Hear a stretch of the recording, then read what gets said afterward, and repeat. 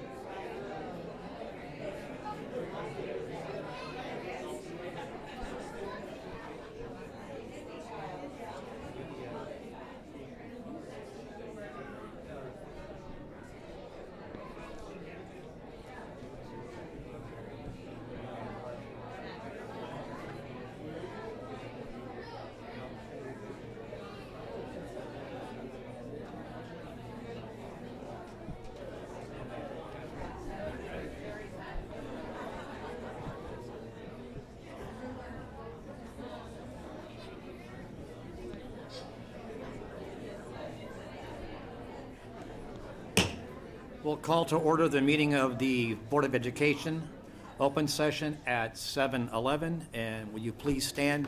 And Mr. Williams, will you please lead us in the pledge? Absolutely. Ready? Begin. I pledge allegiance to the flag of the United States of America and to the republic for which it stands, one nation, under God, indivisible, with liberty and justice for all.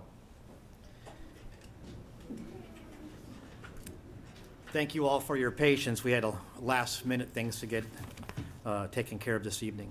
The roll call shows everybody present. The report on our special Board of Education study session, we met discussing interdistrict transfers. We took no reportable action. And a report on our closed session on for labor, we also took no reportable action. We do have a change of order of business. We're moving item 9.4 to item 3.52, which will be held in its location. We'll be discussing naming the baseball field at Monrovia High School. Next, may I have a motion on the approval of the minutes, please? Second. A motion and a second. Any discussion? May we have a vote, please? Board Member Williams, Yes. Board Member Wong, Yes. Board Member Gilliland, Yes. Board Member Zuko, Yes. Board President Hammond. Yes. Motion carries 5-0. Thank you very much. We're moving on to recognitions. As you can tell, we have a full house tonight. A lot of wonderful people to be introduced, not only to yourselves, but to our entire community. Up first, our Council President Gretchen is here.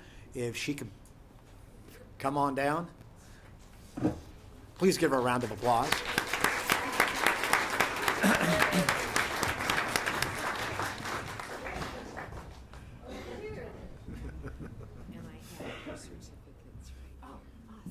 She is here to introduce and give out some awards to some very valuable people. Yeah. Okay. And this is Karen Schultz. She's the Reflections Chairman for the council. And she and I will be presenting the awards. She and I will be presenting the awards to the Reflection recipients and award winners. This was a great year. I think this is the first year. I've been involved for 4 or 5 years. I think this is the first year where every single school submitted at least one entry, and several schools submitted lots of entries. So it was really, really fun. Some just really creative kids out there, and every year we see more and more of them. So teachers, parents, keep encouraging your kids to get the creative bug. They can do film, dance, visual art, literature, all sorts of things. And every year it's a different theme, and we had some really great coordinators at the schools this year that really helped. So keep up the good work, and congratulations, students. Okay, we'll go ahead, and when your name's called, come on up. Micah Maljian from Plymouth.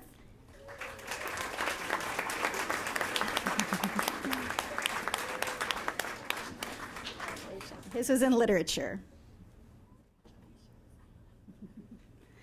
And do we want to keep him up here and we'll do a picture? Okay. Ava Paget from Santa Fe, also in literature.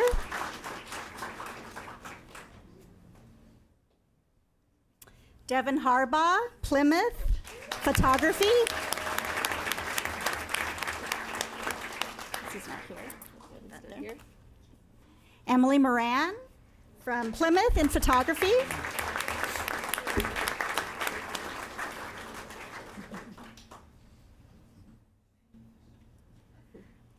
Elena Delgado, Brad Oaks, visual arts.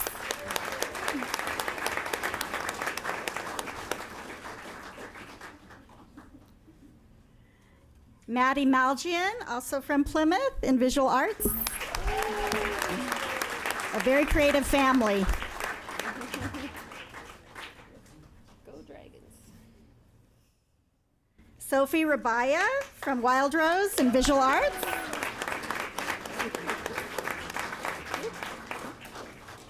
Presley Jones, Monroe in visual arts.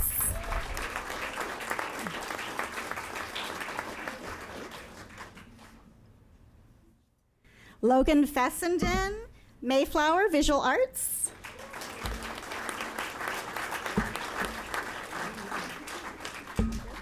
Okay, Betty Peralta, Wild Rose Visual Arts.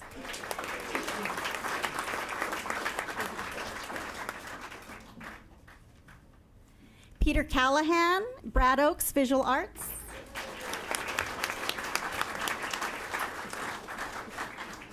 Patrick Morrison, Monroe Visual Arts.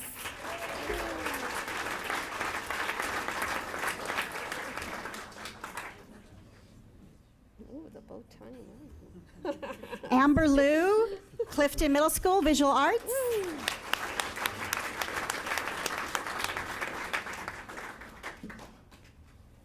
Matthew Torres, Santa Fe Middle School Visual Arts.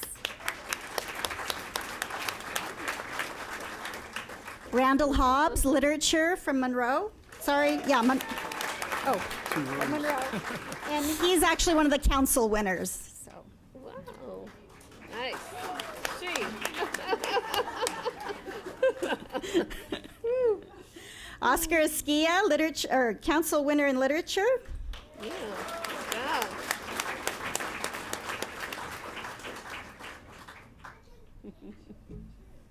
Sienna DeMarco, council winner in literature. I think she's Clifton.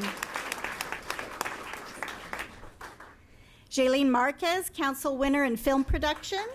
She was Brad Oaks, I believe. Meredith Dickinson, council winner in photography from Mayflower.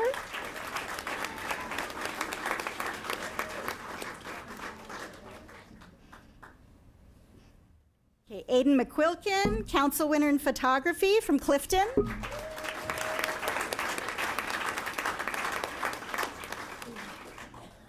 Cindy Gutierrez, council winner from Monrovia High in photography.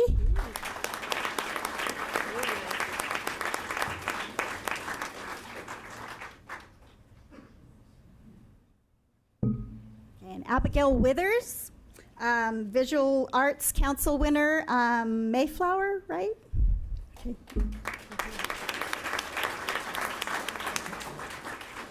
Okay, Daniel Moran, council winner in visual arts.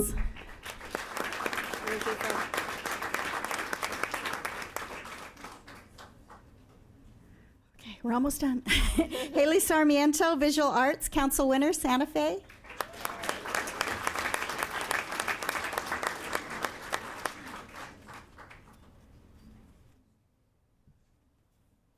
Jose Elias Pladeanda, special artist, council winner. He is a participant every year. He has ideas faster than anybody else. All right. And he's from Mayflower. There he is.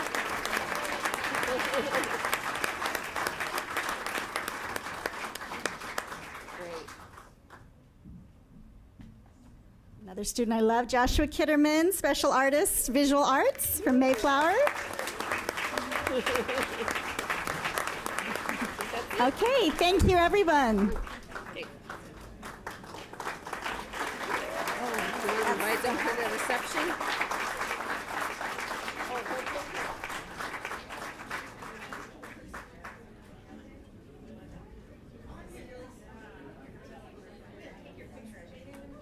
And all the winners, if we can meet out in the lobby, we have something special for you.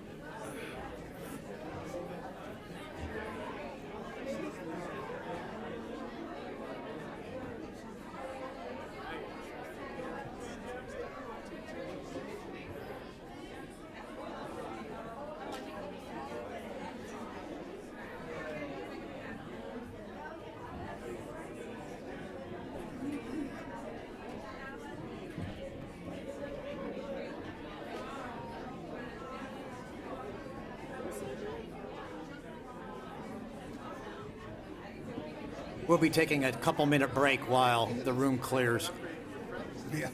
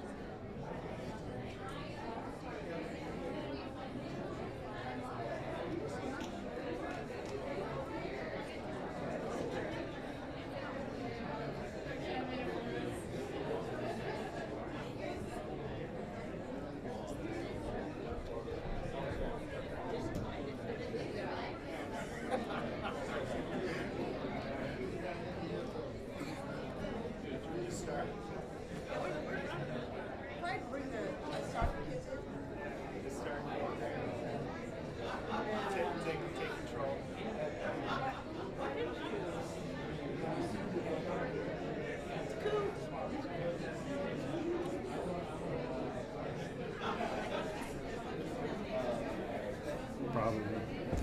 All right, everybody.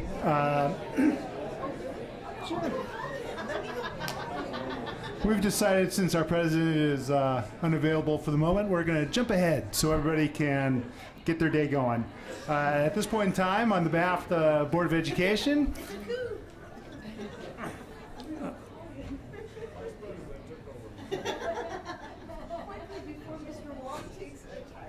oh, the coup has been thwarted. Go for it. That's always fun stuff. Mr. Wong, will you please introduce our new guests? I will.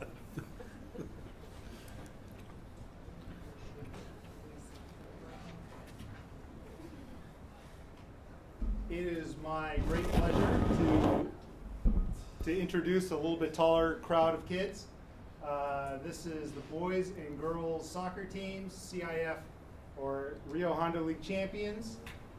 It is always great to have one team win, but when the boys and girls team dominate a sport, it doesn't get much better than that.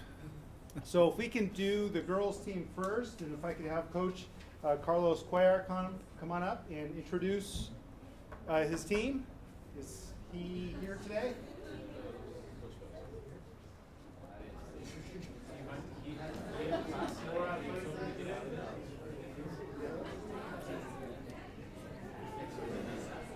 Unfortunately, he was unable to attend, but he's missing for the right reasons, which is class. So in his place, Randy Bell, if you would like to come on up and introduce the team.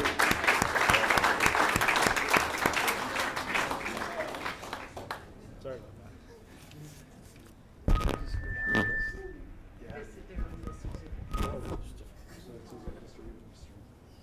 This is fun.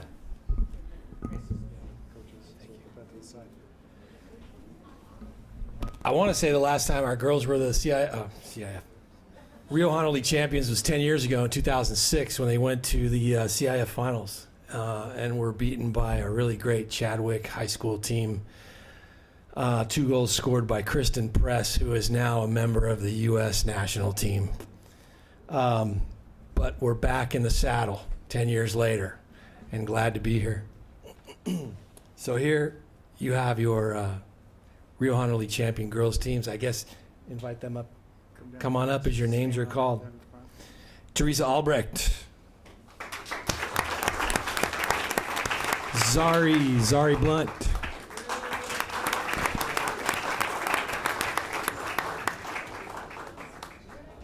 Right over here. Alana Elliott.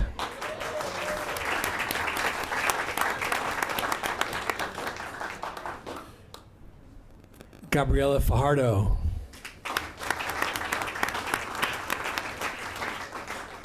Kayla Glenn.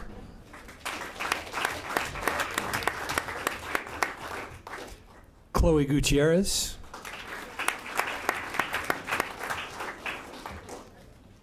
Alyssa Holt.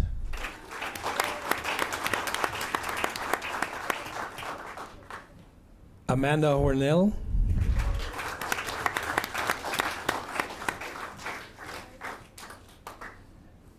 Jasmine Maciel. And Giovanna Maciel.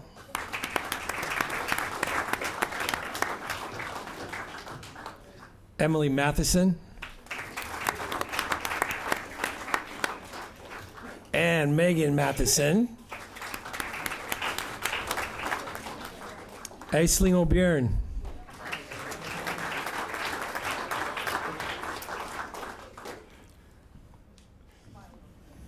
Esmeralda Ochoa. Valerie Ochoa.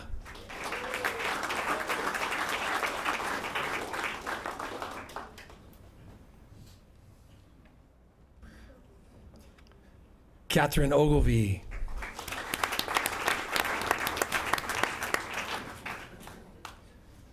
Michelle Palfrey.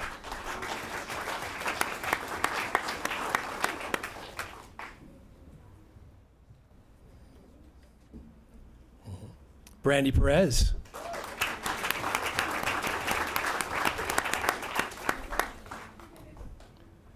Savannah Fowl.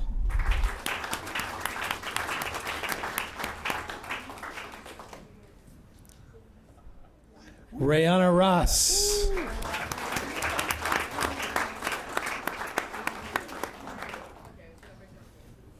McKenna Ray.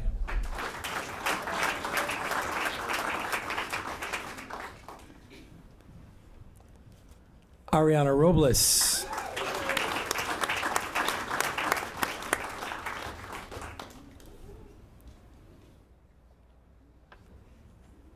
Amelia Uribe.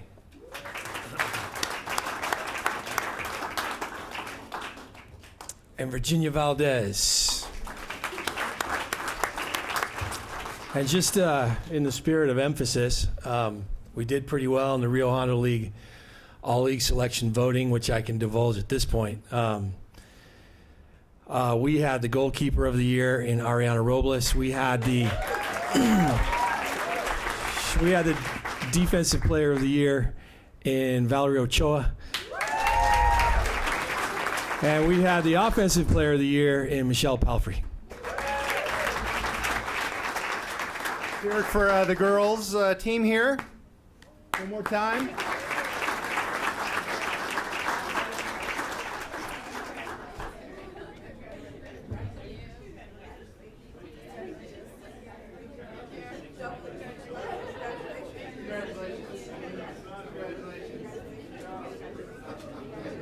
Congratulations.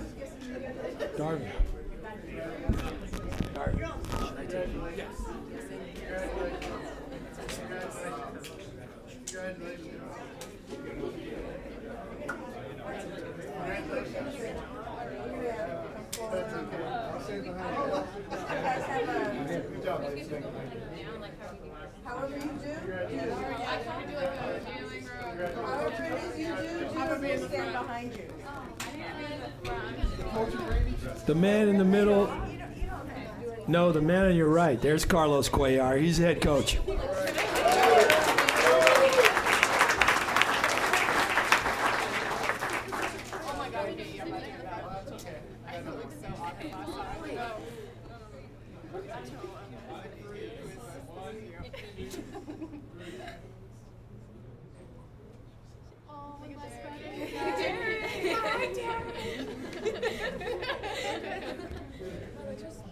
Why are you so short, man? This is hot. I'm really hot right now. This is on TV. Hi, Mom.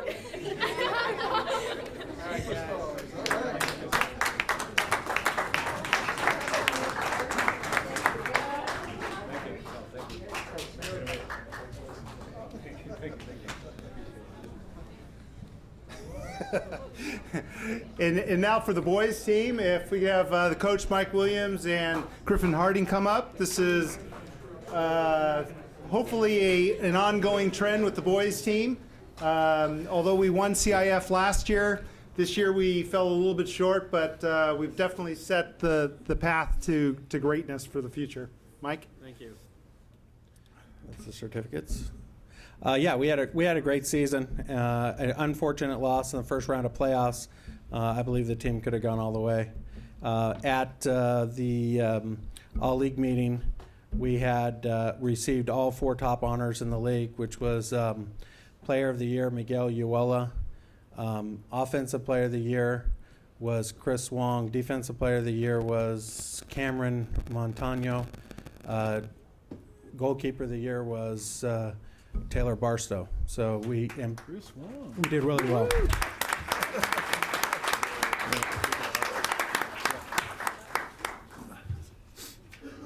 So when I call your name, please come up. Ulysses Avila.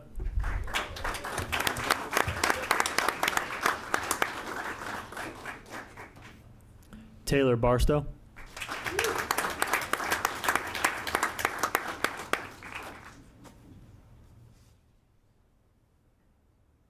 Joel Cortez.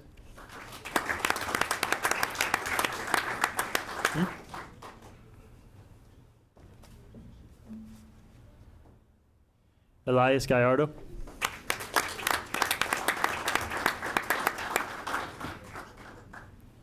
Jonathan Gottling.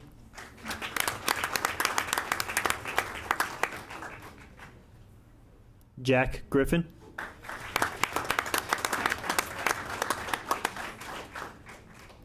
Edward Gutierrez.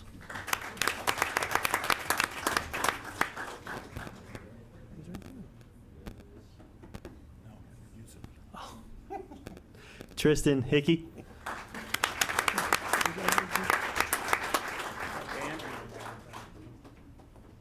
Christian Kekel.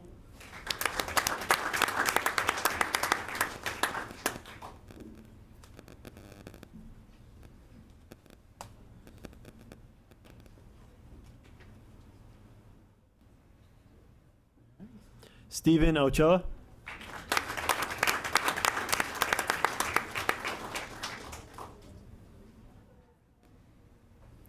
Mauricio Orozco.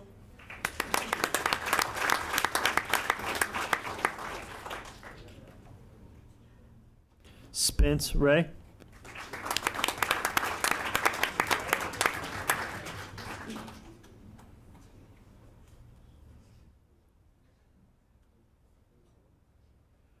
Chris Wong.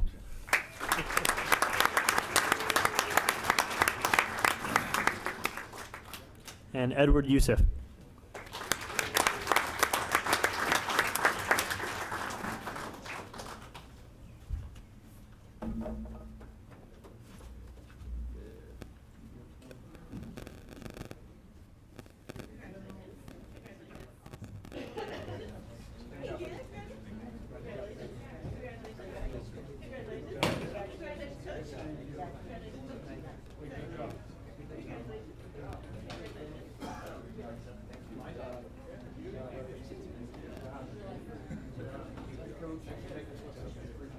You guys have any kind of musical pose you can do?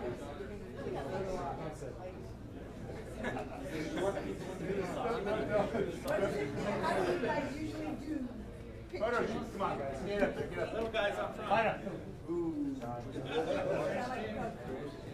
Or young.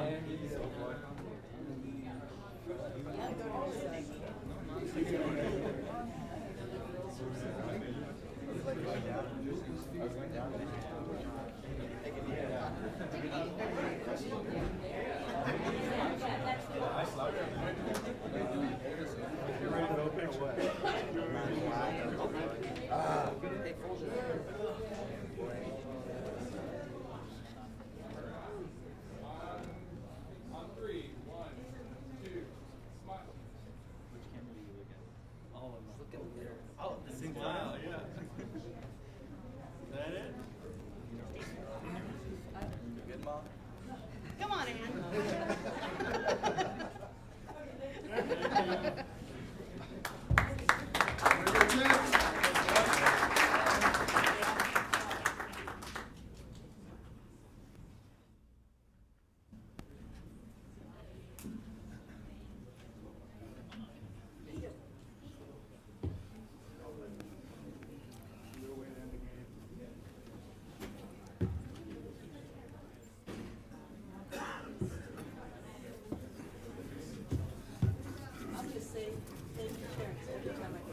Oh, God, yes. You're welcome. Up next, I'd like to ask Scott Eiler to come up and introduce a very, very special person to our audience and those at home.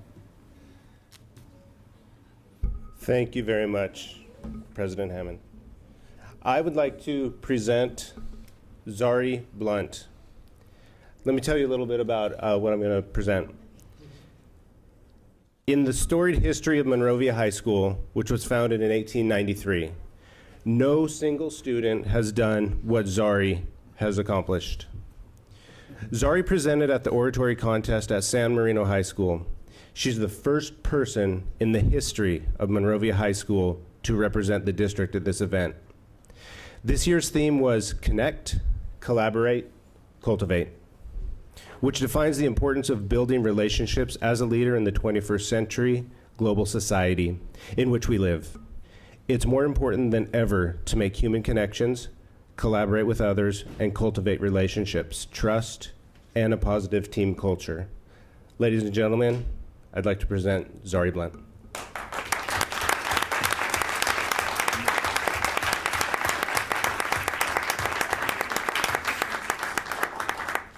Hello, I'm Zari Blunt. I'm a senior at Monrovia High School, and I'll be giving my speech, The 3 Essentials of Success.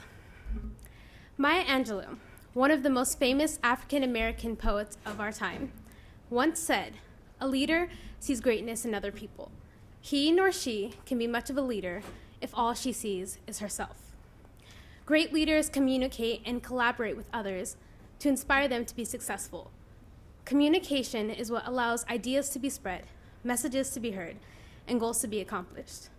As an athlete, student, actress, and simply a young woman, I understand that making connections and inspiring and leading others is pure power. Former President Ronald Reagan, known as the Great Communicator, knew what he needed to do for the people of this country and the people of the world. His connections to these needs is what made a huge impact on history and what made him an inspirational leader.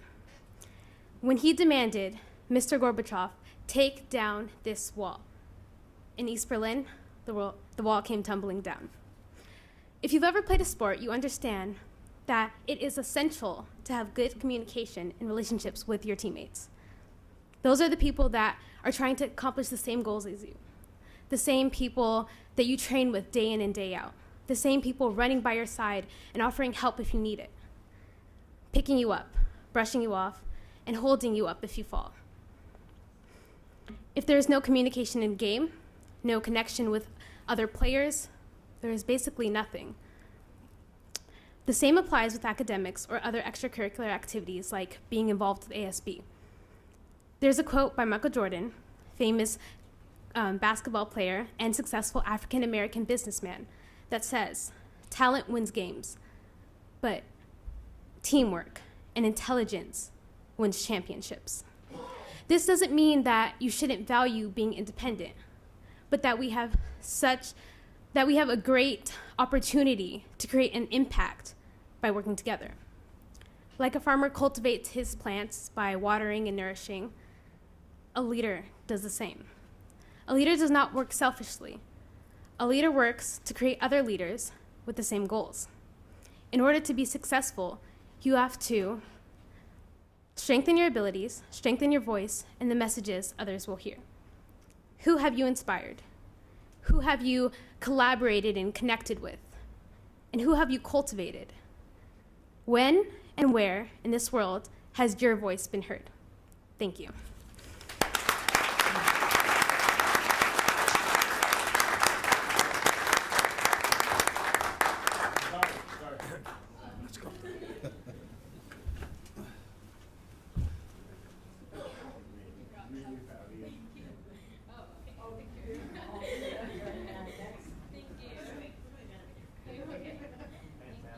Great job. Thank you.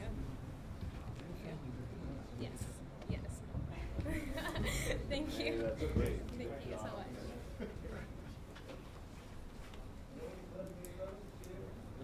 I like how athlete was before student. Student athlete.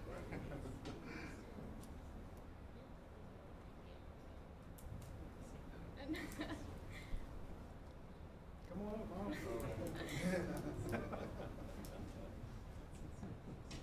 On three.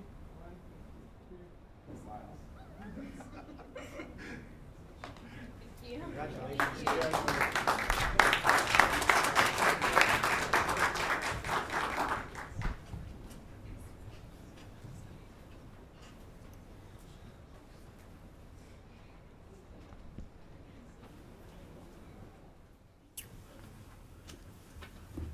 Zari, we really appreciate you giving us your speech.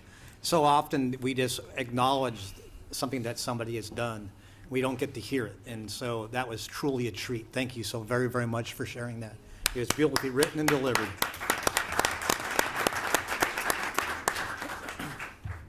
Up next, we have board reports. Mr. Gilliland. Yeah, just a few items. First of all, I'd like to start off by congratulating the MHS drama department. Their production of Spamalot was spectacular. I don't think I've ever seen so many people in the auditorium. And the last night it was full. I heard that the other 2 nights was full also, but it was a great production, and just want to say good job to them. Saturday had an opportunity to go celebrate the opening of the goal line and talk to some of the board members from Citrus. And it just made me think how strong now, even stronger, our relationship with Citrus can be, that we've got the direct connection on the goal line to go right to the Citrus campus. And I'm sure that it's just going to enhance our coordination and cooperation with Citrus. We have such great programs together. So it was a pleasure to be able to ride over there on the goal line and know that we're now even that much more connected to them. Had a couple events at Wild Rose this last couple of weeks. They had an open house and the attendance was great. A lot of parents, a lot of enthusiasm by PTA, by teachers, by staff. It was a good evening. I want to thank them for hosting that, and it was wonderful. Then we also had the Read Across Monrovia. And as far as I know, we had readers in every class, in every elementary class in the district, and just so many excited people to be able to go and share books and share stories with those kids. It was especially great for me. I went over to Wild Rose and read to a 2nd grade class. And on the way in, I saw the artist out there on the wall of the cafeteria preparing things for the 5th grade students. And on the way out, the 5th grade students were out there with our instructional artist painting another one of the masters on the wall. And if you guys haven't been by Brad Oaks lately, run by and see what they've done there with the latest public artwork that they're putting up on the outside. They just do such a beautiful job, and the kids participate, and it's a great enhancement to our arts program. So thanks to all the people involved in that too. Thanks, Ed. Alex. Just to piggyback on Mr. Gilliland's comments, the night before last Wednesday, we all went to the Monrovia Reads fundraiser, and it was it's always a great event, and you're always also able to pick up your book to read the next morning if you forget to have one at home, so that's always helpful. And I wanted to thank Mrs. Rubio's third grade class from Brad Oaks for welcoming me to their class. I know I actually was able to pick one of their AR books, so they were able to then take a test on it later. So thank you very much to Joanne Spring and Karen Sutherland for putting on a great couple of days. Thank you. I would like just to comment on Spam-A-Lot. It was indeed a great production. Anybody who didn't get an opportunity missed a heck of a good show and a great night. The students were fantastic. And congratulations to all the teachers that brought it all to bear. And Mr. McGinnis and Mr. Eiler for making sure that the campus was in great shape to receive all the visitors. It was truly a remarkable time, and I think a good time was had by all, especially the students. I think they had a grand time doing it. Also, with the gold line, there's going to be some growing pains, particularly at Myrtle and Duarte Road. This is something that this board has been very vocal about over the past year to make sure that people who are trying to get their students to and from school, particularly Santa Fe, can do it safely. There are ambassadors out that are employees of Metro that will help. There are situations that are going on right now with the gates. They're not working as good as they should, which backs up traffic. We are aware of that, and we are working with the people at Metro and with the city. And there's some issues with signals, as we anticipated there would be, because we added the city added new signals at Pomona. And so those issues are being addressed. If you have concerns, please do not keep them to yourself.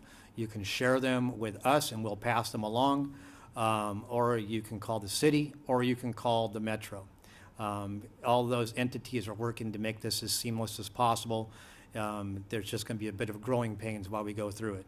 And for the people who are using the Gold Line, I've heard nothing but rave reviews so far for the people that are using it.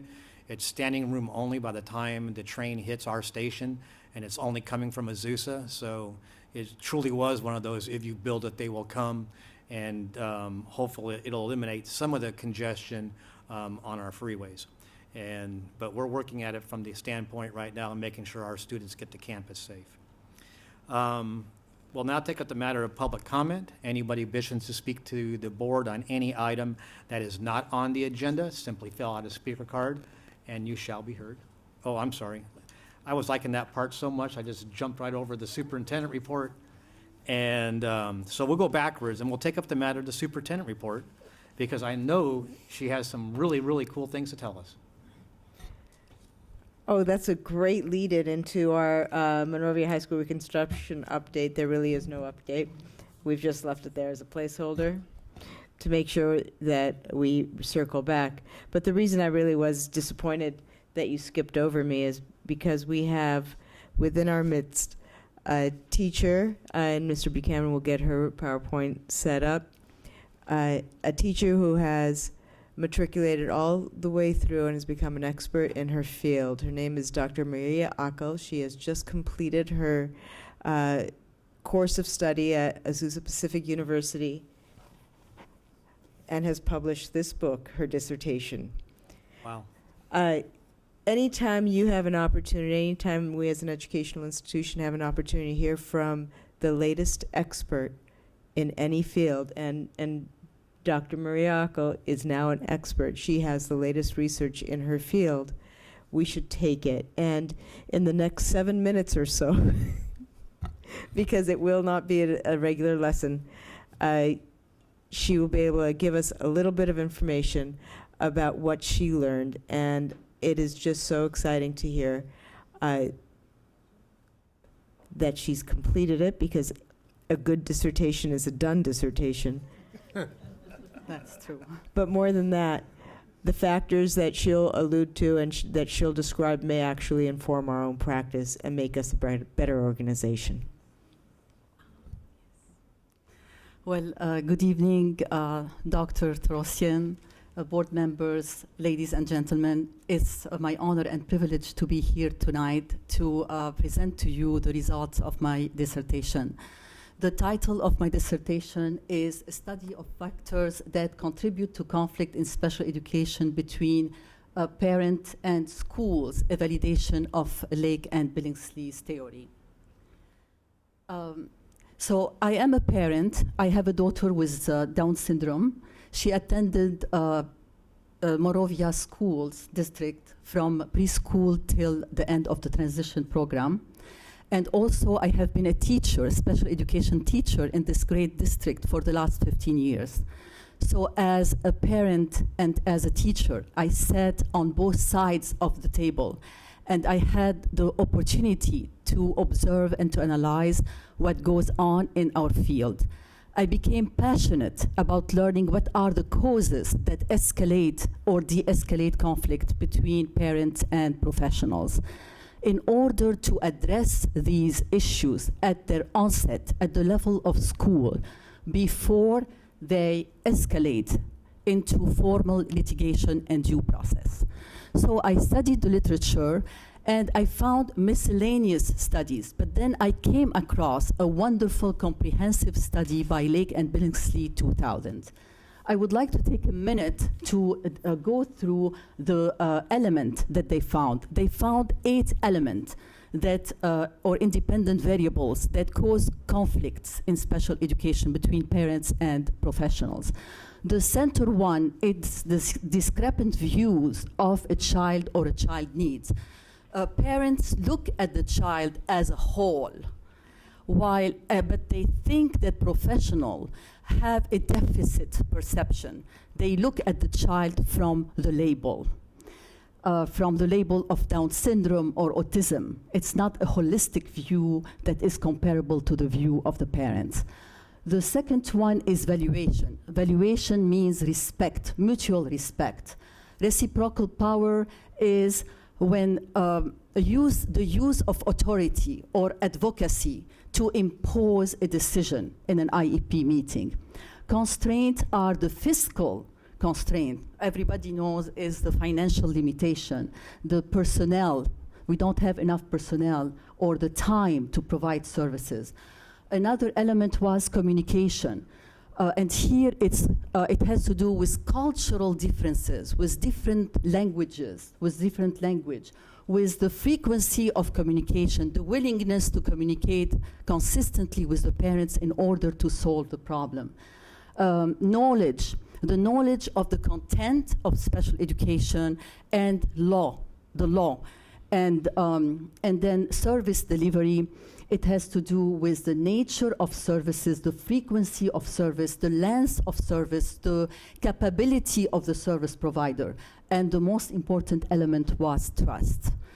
So I took this study. They conducted a qualitative study. They interviewed 40 individual, 20 parents and 20 administrators, and they concluded these elements. What I did, I wanted to validate their study, to confirm their study, and to elaborate on these elements. So I conducted the question that led my research are to what are the relationships between these independent variables and the perception of conflict. The second question, if there is a relation, is this pattern of association consistent between 3 groups? The parents, service provider, and administrators. To answer this question, I conducted a quantitative research. So I I did a survey of 31 questions that was reviewed by a panel of experts. It was also piloted by 30 individuals who represent the participants, and we studied the reliability and the validity of this instrument, and it came with a Cronbach alpha of 0.909. That means the survey was very reliable. I contacted several districts, but only 4 districts accepted to participate. And the reason of the rejection was because of sensitive issues pending in due process. So I sent the survey, and then I gathered the information. I sent 450 surveys and received over 200. More than half of these surveys came from Monrovia district. 122 specifically came from Monrovia. It was an overwhelming response from the service providers, over 55 responses, 60 responses from parents, and 10 from administrators. So this could be a very good representation of what's going on in Monrovia as well. The results are as follows. In regards to the whole group of participants as a whole, all the independent variables were associated with the perception of power, except with the perception of conflict, except use of power. But 4 independent variables were in particular significance, and it was knowledge, service delivery, valuation, that means respect, and trust. For the group of parents, again, all these independent variables were associated with conflict, but the most important elements were 2. Parents wanted respect, and they wanted good services.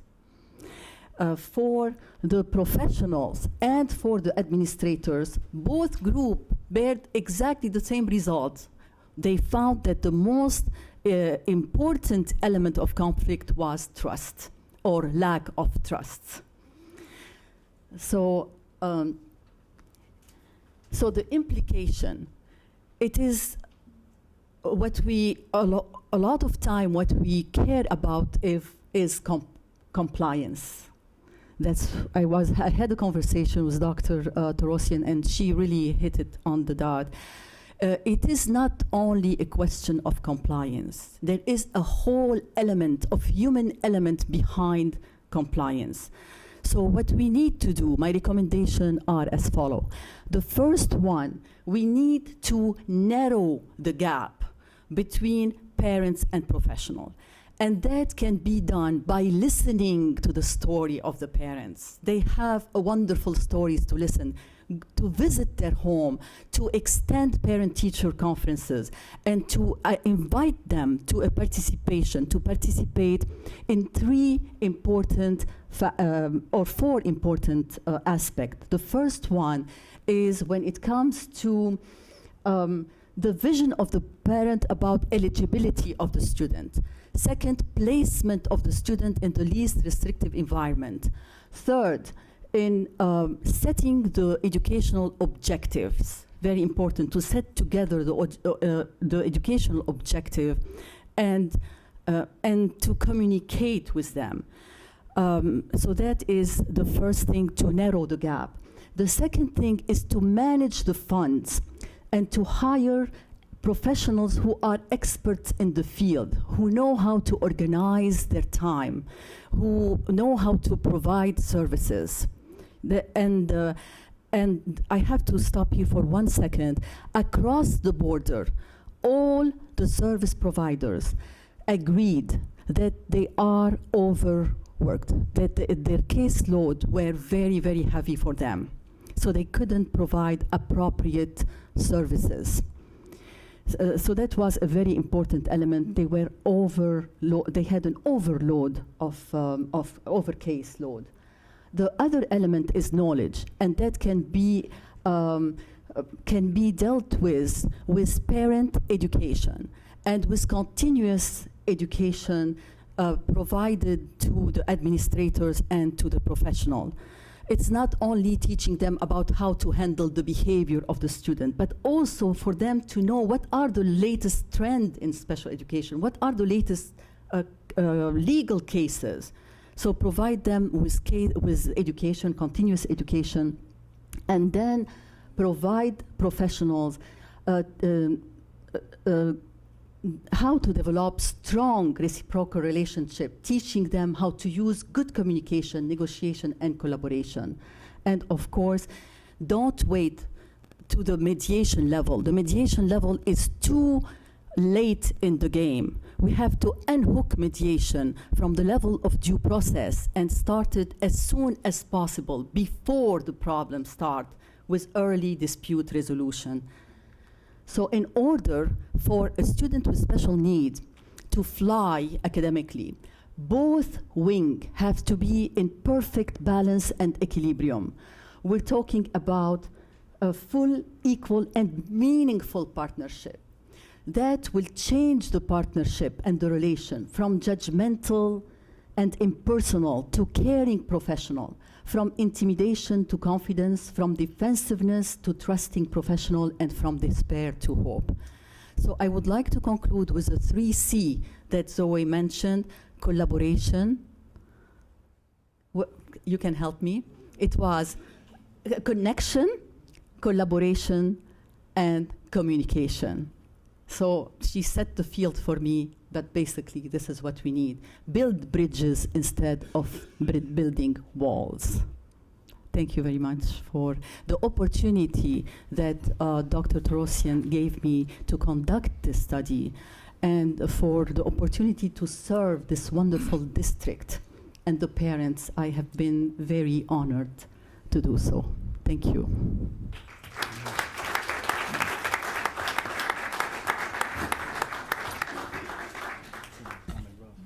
The honor is ours, Dr. Acklin. Congratulations again on completing this and helping us shape our own path. Thank you. If I may say, I happen to know this individual in the likes of Dr. Maria L. Eichel. We reside in the same community, and I've witnessed her passion over the years, and quite frankly and candidly, I've used some of her tools.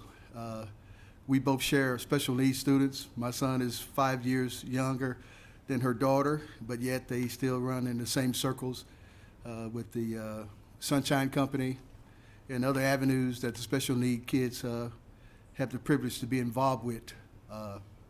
I find her to be articulate, brainy, passionate, and informative. And I'm totally impressed with the audacity to continue her studies and wind up being doctor. So along with Dr. Torosian, I am totally impressed with what you have presented to us as a board. And again, personally, I find it to be useful for me, and I am very proud at this moment, particularly for you.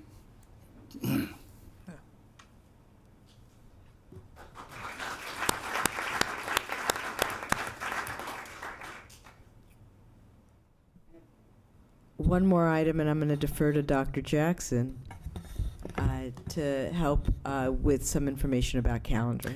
Yes, just a quick update in regards to the 2016-2017 academic calendar. The district, in collaboration with both MTA and CSEA bargaining units, have taken time to consider the various impacts of the 15-16 calendar on instruction, i.e. our increased professional development days, parent-teacher conference days, etc. With that said, our proposal will be presented to both MTA and CSEA memberships within the coming weeks to begin the 2016-2017 school year on Wednesday, August 17th, and conclude on June 8th, 2017. And it will be at that time we will be seeking a tentative agreement regarding that proposal.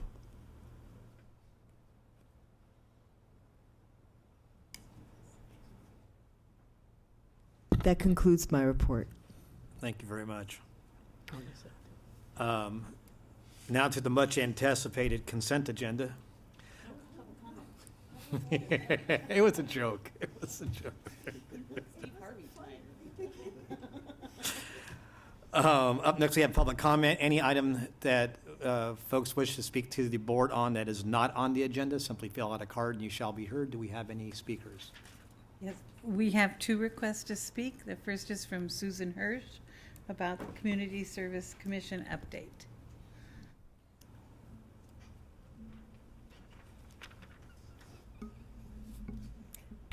Good evening, President Hammond, board members, Dr. Tarosian, and Cabinet. It's an honor to be here tonight to bring you this update from the Community Services Commission. The update is from the directive that was given to us by City Council on September 15th. And it was to assess the feasibility of a smoking ban in city parks. Our subcommittee met several times with community members, retailers, park users, medical professionals, and activists to ensure that we had a comprehensive and informed discussion and could make that recommendation with genuine background. Our outcome was an overwhelming support in favor of a ban from all parties. At the March 8th, yesterday, commission meeting, it was recommended to council that they consider establishing a ban on smoking in city parks. The comprehensive report is available for anyone upon request. Other in-depth studies being conducted by the commission are 1, community center needs assessment, 2, a park needs assessment, which is being conducted throughout all communities in LA County right now. And that includes our own unincorporated area. 3, a homelessness and park conduct assessment. And finally, the Julian Fisher Park, which is phase 2 of renovations.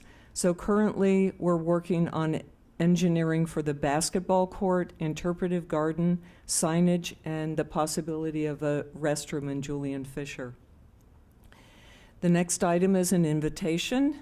The unveiling of the library's new mural by local artist Mike Skilkey, which incorporates art, books, recycling, and a bit of whimsy. The reception will be Friday, March 11th from 6 to 7 p.m. in the library community room. Come. The invitation is for the public, for anyone to come meet the artist and enjoy some light refreshments. And finally, another invitation and a celebration that we share with the Boys and Girls Club. The Youth of the Year event is at the Doubletree Hotel on Friday, March 18th from 5:30 to 7. The admission to that event is free, and the event honors our own MHS senior, Aliza Neal.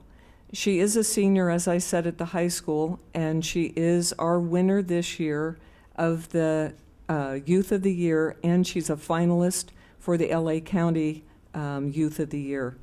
This honor gives her a $500 scholarship, and it is focused on students who have overcome obstacles on their road to achievement. Thank you so much for the opportunity to present this report. Thank you. The next request to speak is from Maddie Petula and Taylor Barstow about Mr. Monrovia.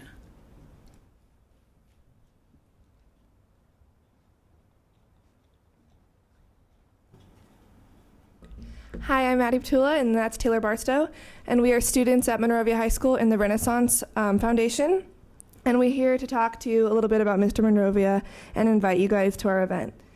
So he's in Mr. Monrovia. He's actually one of the contestants. And you want to say what it is? Mr. Monrovia is basically just basically like a guy's pageant to help raise money for the Renaissance Foundation. And Renaissance Foundation is a foundation comprised of all the Renaissance classes. And we have a class in, I think, 4 of the elementary schools, both middle schools and the high school. And it's basically just a thing, come out, have fun, just try to raise money for us to try to do good things around the community. And we wanted to thank Donna Baker for sponsoring from Telus Properties. because without donations like this, we wouldn't be able to put on these events. So we really appreciate it. Thank you. Hey, Maddie, I have a question. So could you ask Mr. Dawes, and he'll know I asked this question, is when they are ready to have girls participate in something that is offered on campus, then I would be able to give more money. But I will give you money, Taylor, but I would like them to consider having something for girls because I don't like that it's only for one gender. Yeah. Thank you. Thank you. Thank you very much Thanks, for Maddie. Thanks, coming. Taylor. Anyone else wishing to speak to the board on any item that is not on the agenda? Seeing and hearing no one, we'll close that portion. We'll take up the matter of public comments for item on the agenda.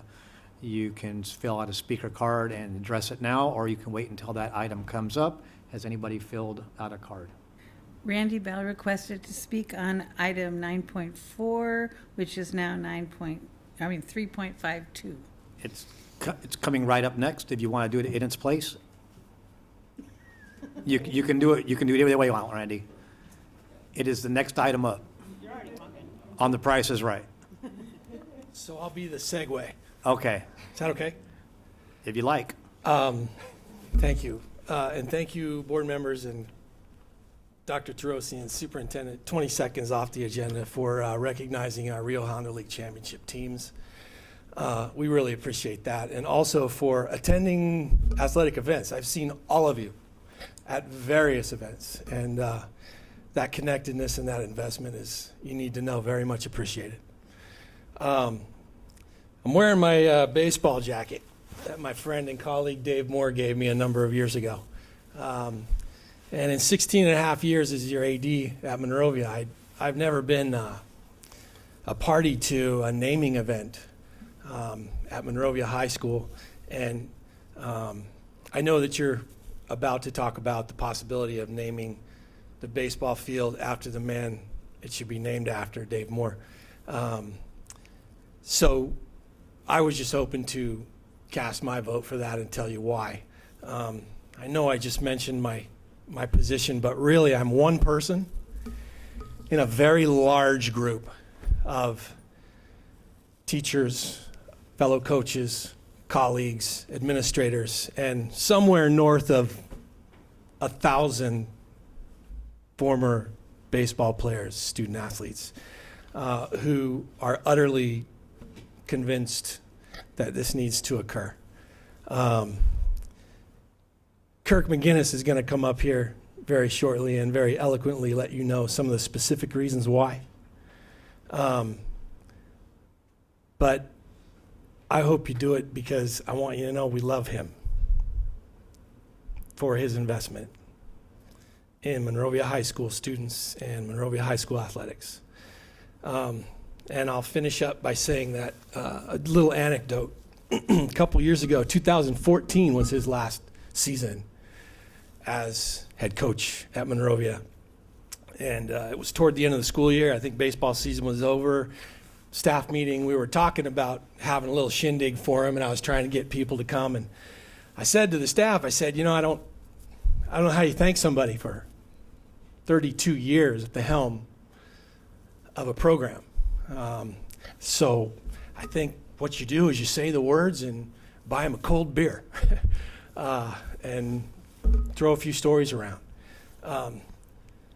But I know you know what I couldn't say then, and you're thinking and I'm thinking now, I can say now, and that is that this is how you thank him. Put his name on that field. Thank you. Thank you. Anyone else? Anyone else wishing to speak to the board on any item that is on the agenda? Seeing and hearing no one, we'll close that portion, and we will now take up the matter of 3.5.2, moving it from its place of 9.4. And Dr. Tarosian, will you please introduce MHS's principal? I'd be delighted to, President Hammond, members of the board. We have with us the principal and driving force behind naming the field, Mr. Kirk McGinnis. who will endeavor to persuade you to do this today. Thank you. Thank you, Dr. Trosin. Good evening, board. Good evening, community members. The purpose of this communication and our presentation tonight is on behalf of the Monrovia High School and the entire Monrovia High School community to request that the Monrovia Unified School District Board of Education hear our earnest desire and request to formally name the baseball field at Monrovia High School in honor of our longtime employee and baseball coach, Mr. Dave Moore. It is not a request that we take lightly, and we recognize that naming a facility does not occur often. But in light of Coach Moore's investment in Monrovia High School and its athletic programs, especially baseball, we see such an honor as completely appropriate. Before retiring from coaching last year, Dave coached varsity baseball at Monrovia High School for 32 years, 31 of those years as head coach. He built Monrovia High School baseball into the competitive and respected program that it is today, one of the perennial contenders in the San Gabriel Valley. In his 32-year span, the Wildcats won nearly 450 games, won 13 league championships, and a CIF Southern Section championship in 2006. Coach Moore was named this Division V Coach of the Year, CIF Southern Section that year in 2006. But despite the winning and all the accolades, during his tenure, Coach Moore oversaw, coached, and or mentored somewhere in the neighborhood of 1,000 student athletes. He would tell you that they are the reasons that he lasted so long. Dave also was a primary caretaker of the baseball field for a large majority of his coaching career, something that we believe serves to take his investment in the program and that field to another level. He has embraced the district vision by creating world-class programs for world-class students. And for his dedication to Monrovia High School baseball and athletics as a whole, Coach Moore is respected by players, families, fellow coaches, local umpires, and administrators alike. He modeled the core values of education-based athletics, the powerful benefits of hard work, teamwork, and service to the community, while supporting the vision of creating Monrovia High School, home to scholars and champions. I humbly request that you consider this collective presentation to honor a true Wildcat and support the naming of the Dave Moore Field. Thank you.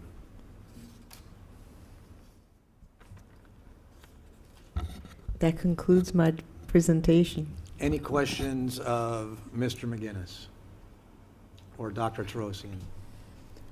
I had actually already thought it was called Dave Moore because it was only place everybody told me to go watch the baseball was Moore's Field. So I guess I'm behind because I actually thought it was already named Moore Field. So I'm glad we're finally doing this officially, but I never thought of it of anything else other than Mr. Moore's Field. So I am glad this is going to be official now. We can get a sign and it can be, part of the map. Any other questions or comments? Mr. Moore, I think you're just the epitome of a coach. I've had the blessed privilege to coach, still involved with Little League, still do some play-by-play, at least I try to do what Brian does with Howard Cosell limitations. But man, you're out of sight. And you're a blessing. And I just pray that you have many more lives and many more days above ground. Because I think he'd be the first one to agree with that. No, but I don't want to embarrass you, man. But I just think you're out of sight. So all the things that I've heard is true, and stay above ground, bro. I'll entertain a motion. So moved. Second. A motion and a second. Any more discussion? May we please have a vote? Board Member Wong? Yes. Board Member Zuko? Yes. Board Member Williams? Yes. Board Member Gilliland? Yes. Board President Hammond? With deep gratitude and pleasure, yes. Motion carries 5-0.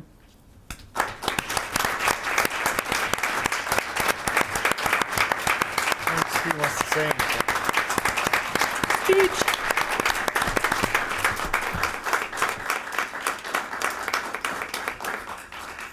Mr. Moore, if you'd like to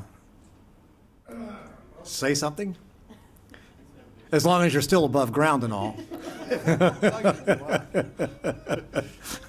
to cost me, Coach. I know. Well, first of all, I'd like to say I'm speechless, but I don't think that's ever happened.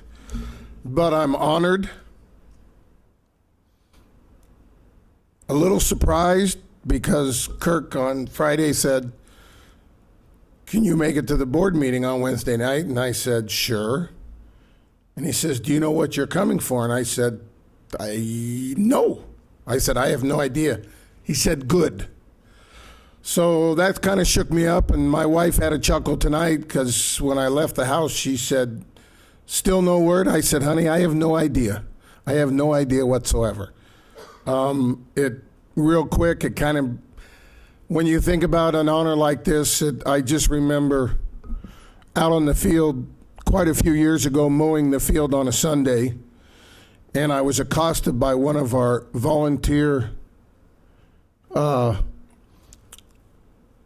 for the police department, the volunteers. It happened to be Pam Green, and she pulls up in this volunteer police car, and I think I'm in big trouble.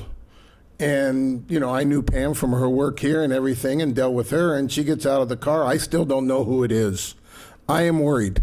I don't know what I'm doing wrong, but I'm worried. And she gets out of the car, and she comes up to the fence, and she looks at me, and she goes, "Dave?" I go, "Yeah, Pam. What the heck are you doing here?" "The mower's right here in front of me, Pam." She thought somebody was defacing the baseball field. So she came on, and I made it very clear to her at that time, if you ever see anybody mowing the baseball field again, don't stop them, because we're happy to have help. But again, I've been lucky enough to work with a lot of you here, and it's been 34 years. I remember starting the Booster Club with Mr. Gilliland and the fun we had going through that, and a lot of things that can have happened here. I still bleed and will always bleed to Kelly Green. To be honest with you, I'm just not a big fan of year-round sports anymore, and that's kind of what drove me out, because I want kids to play 2 and 3 sports. And to be honest with you, there's some of them I didn't want to see 11 months out of the year. But I'm a, you know, in my venue as athletic director, and in the 80s as football coach, and I want the kids to do as many things as possible. I don't agree with what CIF did 4 years ago, 5 years ago. I will always be against it. But I will always be for Monrovia High School, and the honor that you have bestowed upon me, those words I can't thank you for.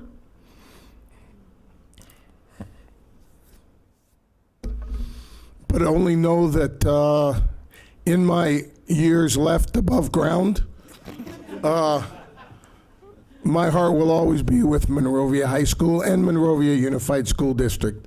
Dr. Tarosian and the board and the cabinet, again, thank you very much for your gift. It is very much appreciated.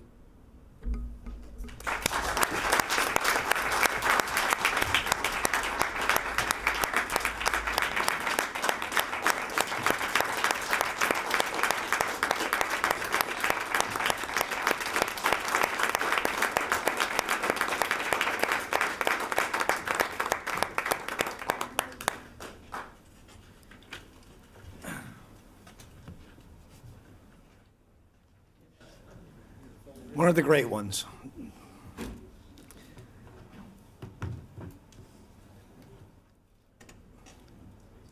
Great stuff. Up next, we'll take up the matter of consent. May we have a motion, please?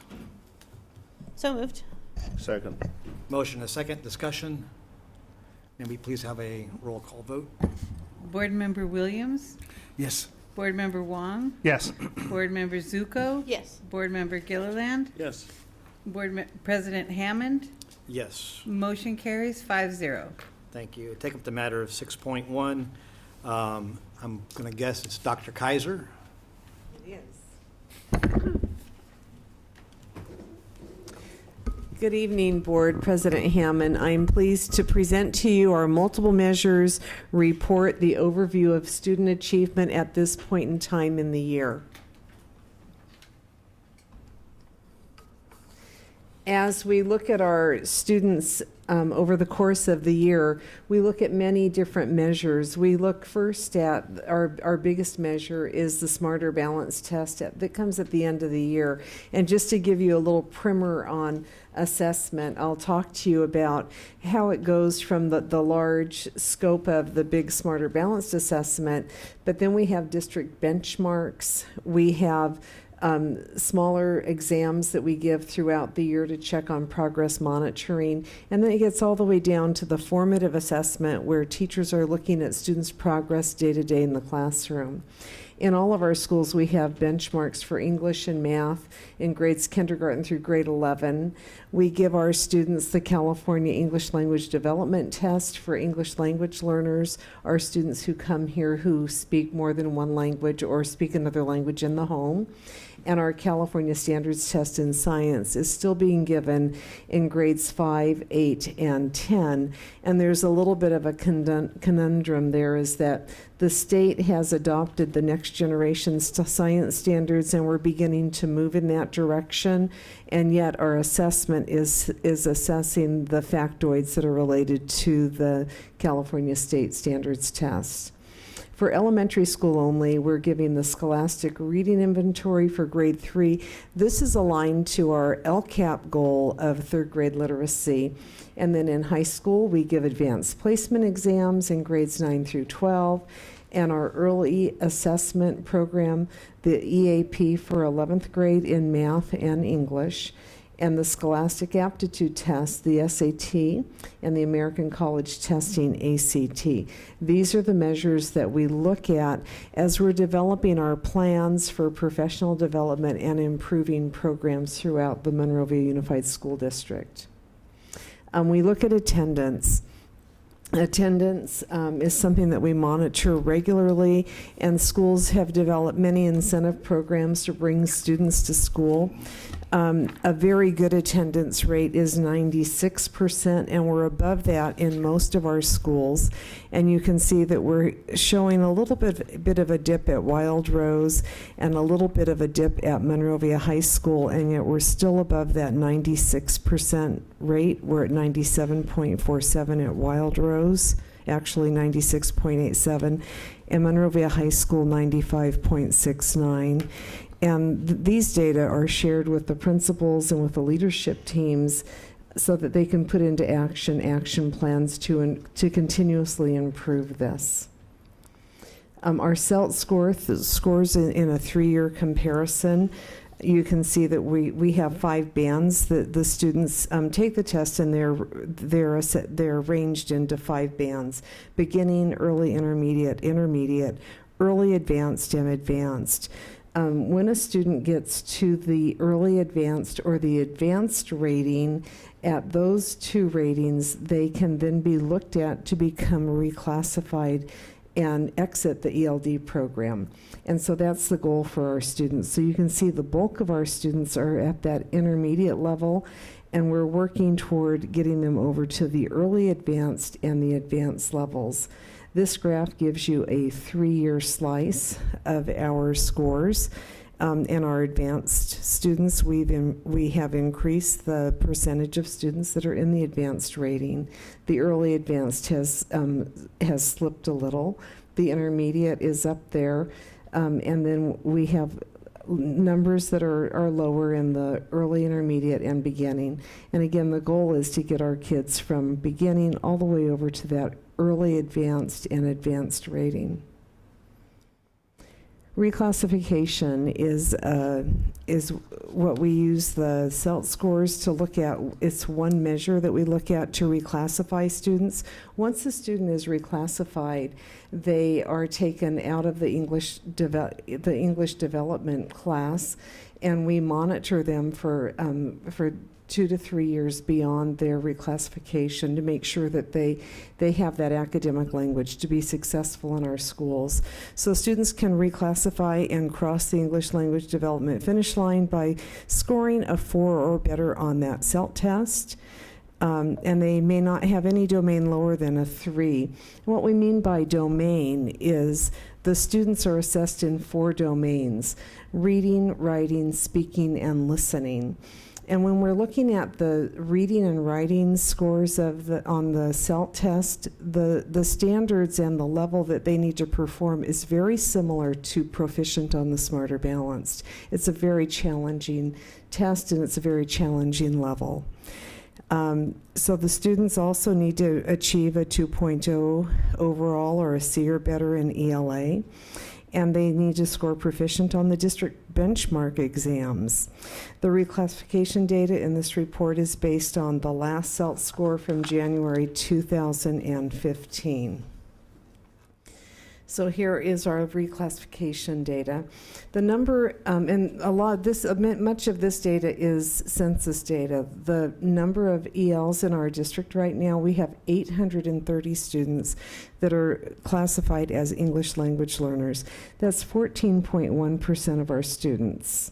We have students that have crossed that finish line over to fluency in their English language. We have 17.6%. That have crossed over that line. And then students that we're monitoring that crossed over that line previously are 10.9.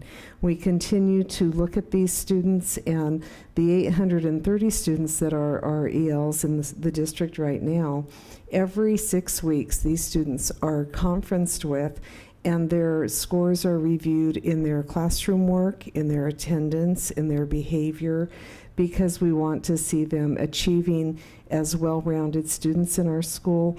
And they're conferenced regarding their reading and their writing so that they know what level and what targets they need to hit. Our California Science Test is the CST, and it's given in grades 5, 8, and 10. This exam will be given during 2016. In 2017-18, within that school year, we will be switching over to the Next Generation Science Test. And we're very lucky in Monrovia to be a part of the science grant that we share with Azusa, in that our teachers in grades 4 through 11 are receiving 3 years of training in Next Generation Science standards and methodology, which is very different than the CST.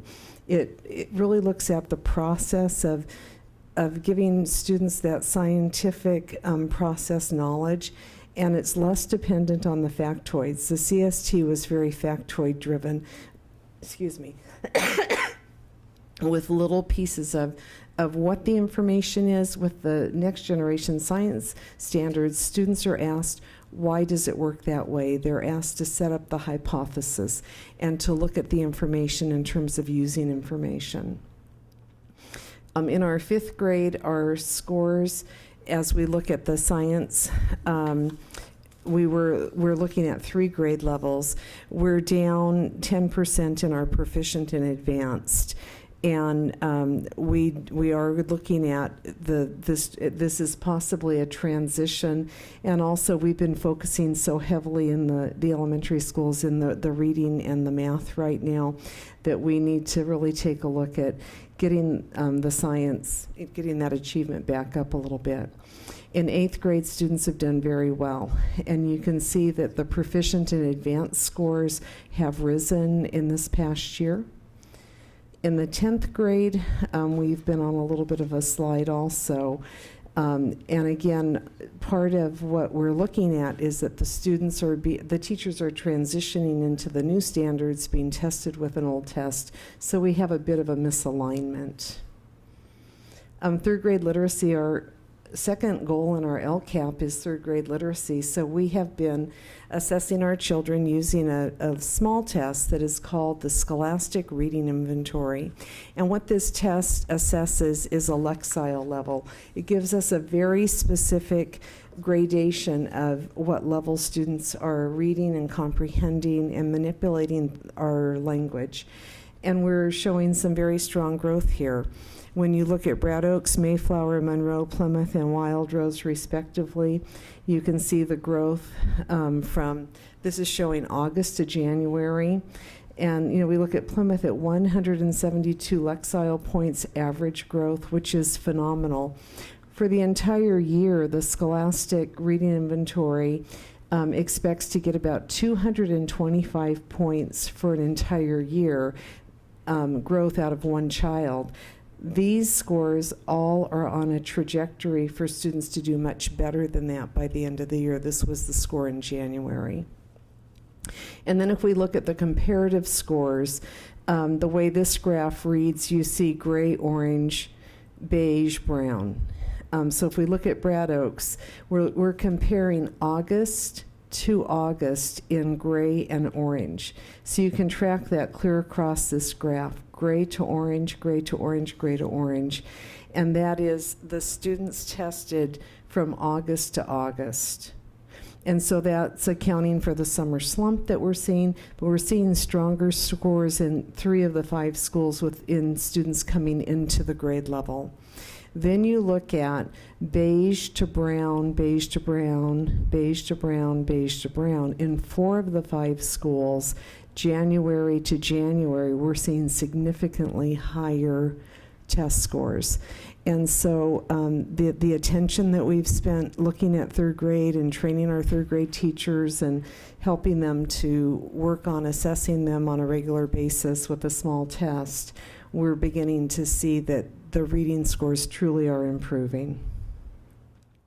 High school assessments, we assess our students with the early assessment program, which looks at whether a student is college ready or not. And this is an 11th grade exam in English and math, assesses college readiness, and it is embedded into the Smarter Balance test. It's not a separate test. So when our 11th graders take the Smarter Balance test, some of the questions in there are considered the early assessment program, and they're embedded and they take them simultaneously. The other thing that we'll look at are advanced placement exams. So on the EAP, the test that looks at college readiness, you can see that in 2013 we had 65% of our students that were not ready for college. 2015 we only have 35%.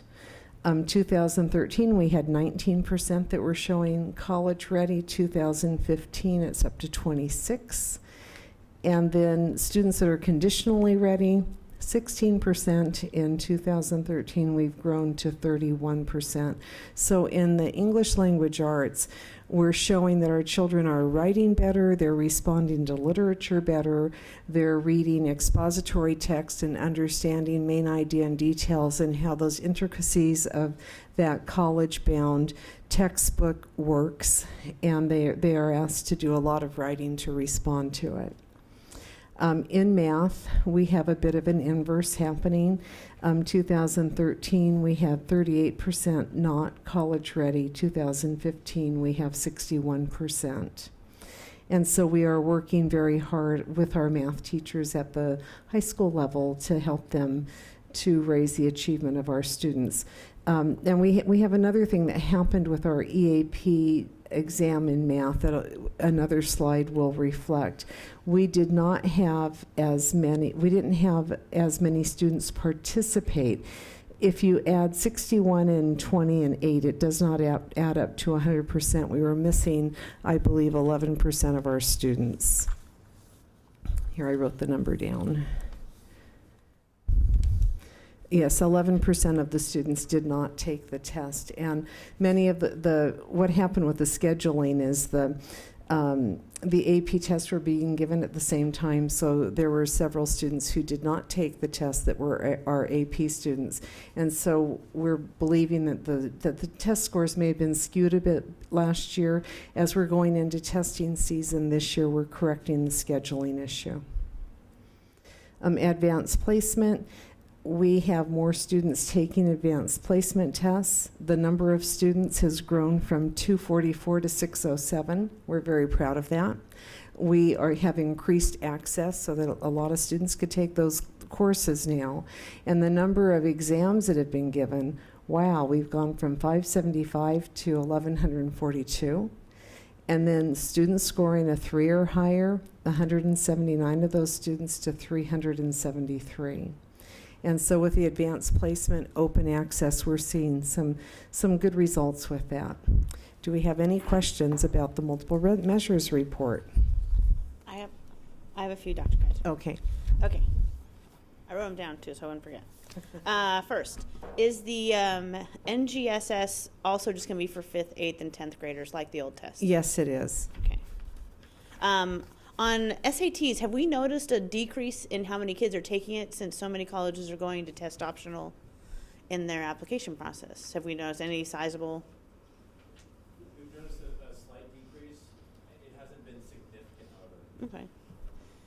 And if the EAP is, why is the EAP still optional? I mean, if we're going to use it as a measurement, why do we have an optional thing we use when the kids can opt out? It's actually not optional. The only way that a student opts out of it is if they opt out of the Smarter Balanced.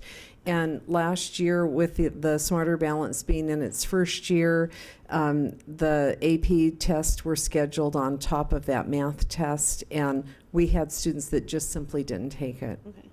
And for the number of 3s or highers, that is students, not tests? Yeah. Because we have yes. the 600 students, but 1,100 tests. No, that would be tests. So it's 372 tests came back with? Yes. Okay. Got it. That was rapid fire, sorry.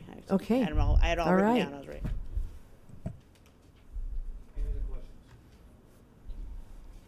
Thank you.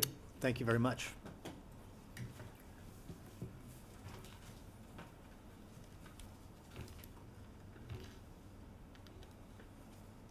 Up next, we'll have item 7.6. It's the, and Connie Wu will give us the staff report.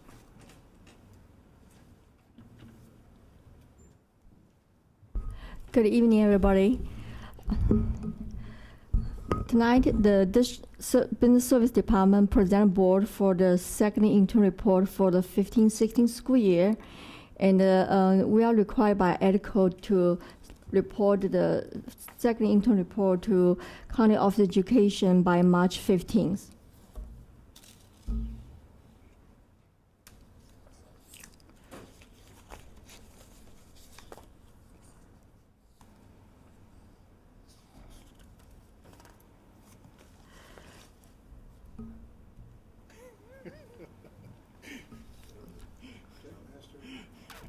Here we are.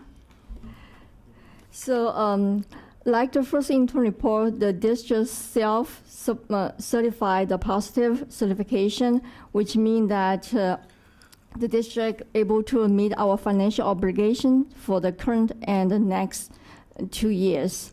And the new things for the second intern report, this report is prepared by the GASB 68, which is report the pension liability for the casters and carpers for both certificate and classifying employees.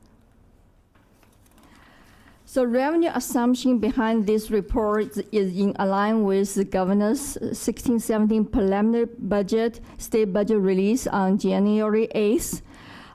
As a result, I listed here the difference between the revenue projection assumption from the first interim and second interim report. For the CORA, this year stays the same. There's a decrease in 16-17 and the decrease again in 17 and 18. However, the gap funding, which means that the state want to restore the public school funding back to 07-08 funding level, this is called a gap funding is increased a little bit this year and bigger next year, and also increase in 17-18. The other difference is the governor released that next school year he will continue the one-time discretionary funding, which is at $214 per ADA. As a result, we are anticipate that we will receive $1.1 million in 16 and 17 year, which is new compared with first interim report. So the attendance, undue student count, and our P funding will be still same compared with first interim report.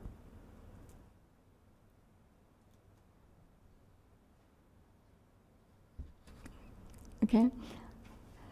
So this is the dollar amount for the various category for the revenue section. I added one column, and the increase and decrease compared with the second interim over the first interim report. For the local control funding formula, because the state gives a little bit higher gap funding for 0.45%, we were able to receive around $39,000 more money under that category. For the federal revenue, the district received more money this year. So that is the contributed the increase for that category. The state income for the after-school education and safety program, which is a VEG program run, we are anticipating drop of the funding for $37,000. So local revenue, including the leasing, rental, donation, and as well as the sale per money, that category in the various different program will receive a little bit funding. The total will be $134,000. So the revenue side, we will anticipate increase compared with the first interim report. And the other category for $1.3 million is just a reporting for the GASB 68 in compliance, because this is the revenue expenditure neutral. We are required to report expenditure as well as the revenue. The detail will be next slide. So one-time money we received this year, some of the money we will set aside, this is including the $200,000 we set aside for the bus. In the last couple of months, we spent a lot of money to repair our bus. In addition, the state requires, right now the district have five buses for natural gas, using natural gas, and we are required by the rule regulation that by the end of the next school year, we have to replace all this natural gas tank. So the estimated quota for each repair for one bus is $20,000. So we are thinking about eventually we probably need to repair several buses because of expensive repair on a regular basis. So we will use one-time money for this one-time purpose. And then another one-time cost, as you guys know, that the tool damage at the high school, so $25,000 each major loss for our insurance, for our deductible as the insurance policy. So with the fire loss and the water damage at the high school, it's one-time money for $50,000 we will pay from our one-time revenue we received this year. So we adjust our health insurance projection. At the first income report, we project 12%. We revisit that premium increase in the last 3 years, and the premium increase in the last 3 years is lower, 10%. So we will project 2% less, reduce from 12% to 10%. As a result, it will cost reduction around $130,000 for 16-17 and 17-18 in our multi-year projection. The other thing is in the previous couple of years, we have saving for the works comp cost. So we recapture that saving. But because of the increasing number of claims, I anticipate that this saving probably will be less this year and the next years. This is the GASB 69 requirement for the reporting, because we are obligated to report to the state and report to the public the pension obligation the district occur. And the cost is neutral because this is just reporting. The dollar amount of the liability is based on statewide actuary study, and our share is based on the last year's payment percentage. So the major purpose is bring the awareness of the public. For accounting-wise, it's just cost neutral because we book the revenue and we also book the same cost in our financial statement. So for combination of the 15-16 general fund and the budget, for the total, for the salary and the benefit, we project 80% for our budget spend on the salary benefit, and 4% for the books and supplies. And the service, including the utility and the consulting, legal fee and audit fee is around 14%. And our COP is a little bit over 1%, because around to 1%, because the percentage is so small. And the contribution to the program is up to 2%. The contribution, which means that the general fund contribute to other program, which is the state funding, is not enough to cover the cost. So this is a multi-year projection. It's only unrestricted portion, because the restricted portion we are required to spend the money for the program purpose. So the unrestricted portion for 3 years, we can see that the first 2 years, which is this year, next year, we were able to meet our needs because our expenditure is less than revenue. In 17-18, because the increasing cost, and it will be deficit spending a little bit over $1 million. So this year we still have a good beginning balance, and then the unassigned balance, which is take out all the required reserve, including the 3% reserve for financial uncertainty, economic uncertainty. We will have $8 million this year and $7 and $4 next 2 years. I just want to make sure that this unassigned, unopposed balance, there's a balance carry over for one-time funding, including the balance for this year and as well as next year. Because this year we received one-time funding for $2.49 million. We only spend less than $600,000 for the classroom furniture, equipment, and versus facility need. We repair the cafeteria lights, and we were able to carry over $2.4 million. Next year we will receive one-time money for $1.1 million, and the $560,000 we will use to the language art textbook adoption. So combined this year's next year, we were able to, at the end of next year, we will have $3 million sitting in the ending fund balance. And because 17-18, we have not heard any one-time discussion of money from state. So if we did not use this money, so that at the end of third year, we will still have $3 million unless we have unexpected one-time needs in the future. So ongoing funding for this year is $6 million, and the next year will be $4 million, and the 17-18 will be $1.2 million. So what is the next step? We will conduct the various budget study section, how we, what is our plan for one-time money, as well as our ongoing money, the program needs, and as well as other needs.